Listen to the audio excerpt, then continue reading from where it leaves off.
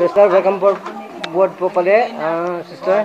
Sa ating programang ito, Kandugang Bayan, sa Gitka po, Medical Missionary Philippines, na pinagtitibay po natin at binigbigyan po ng kagandahang asal na makilala po ang tamang daan sa tamang mediko.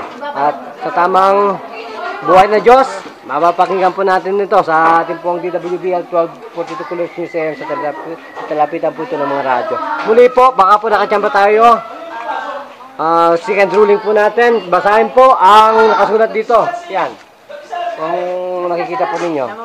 Contains natural fruit juice, 100% daily supply of vitamin C plus and vitamins. Diyos ko, ang galing. Hindi ko na kanina mabasa yan. Nabasa na po ano. Kamusta rin po ang inyong mga mata? Luminaw ba? Bakit po antiparang binibigay ng ibang mga doktor? Hindi ko nga ginagamit. Kasi po maraming pera. Hindi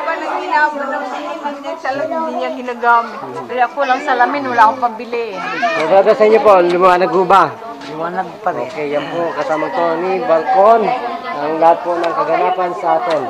Magpakilala pa, napuntunin na pangalan natin, Kalipi, sister. Sally Valera po. Ilang po taong gulang ang beauty mo? 68 na. Wala po yan, 38 lamang po kayo. So, brother, ilang taong po kayo? 60. 30 lang po kayo. Kumpirmado, 30 na lang po sa linaw ng mata. Ano po? Malinaw. Malinaw na po, okay. Sir, magpasalamat po sa Diyos at sa ating programa. Kandugang Bayan sa Gitka po at sa ating pong host, Dr. Dan Sarmento ng DWBL 1242 Colors Museum sa talapitan po ito ng ating mga radyo tuwing 7 p.m. to 8 p.m. po ng gabi.